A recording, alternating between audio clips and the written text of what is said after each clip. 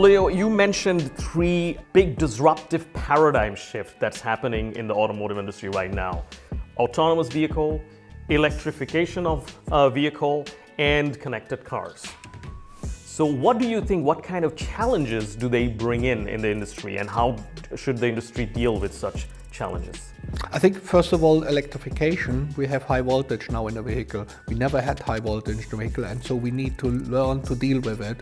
And so even in the garage and wherever we repair, maintenance doing for that one, there are some challenges. So for example, charging station at the end is still a big discussion. We don't have the infrastructure for that one. So there is one point.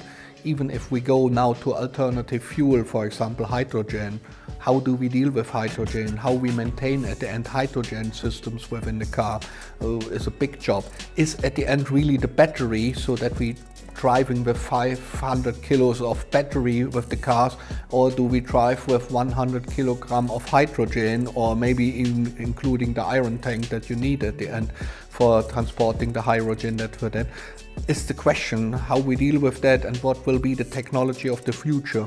Or do we see still some hybrid which will in certain situations still with a traditional combustion engine and stuff like that, is one question for the electrification and the new mobility which coming up, and what is really the powertrain of the future, how will it affect, or is it any combination?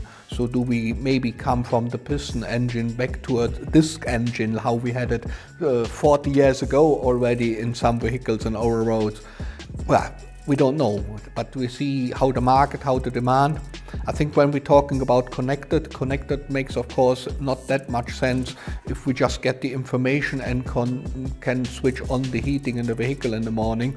There is no real benefit for some people, but nobody could make a real business case out of that. When you need really automated driving function, then you need at the end transportation. You must at the end find some benefit, of course also for safety, due to that reason why we make connected.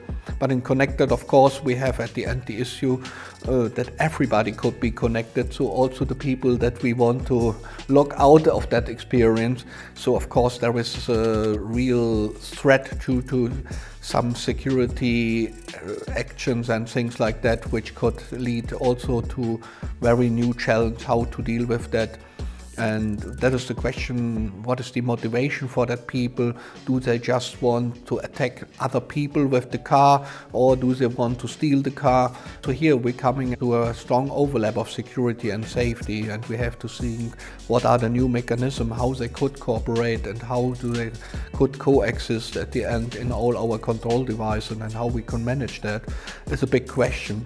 And automated, yes, of course, I want to have a benefit. So for example, today we're driving here to that location still, and we need a driver, and we have to drive by ourselves. Maybe one day the system does it for us. And that would be a benefit, because during that time we could relax and could talk about, prepare ourselves for the discussion, etc. Now we have to concentrate on the traffic. So then you can make a business case, then you can provide solution. But of course the technology at the moment is not there. Even in avionics at the moment, they don't fly completely autonomously to the air. Railway, we have, for example, in Nuremberg, underground system at the end which works unmanned, and so it is system operated, but these are spots. And so an overall remote technology or automated mobility industry doesn't exist, and at the moment nobody has really an idea how it could work.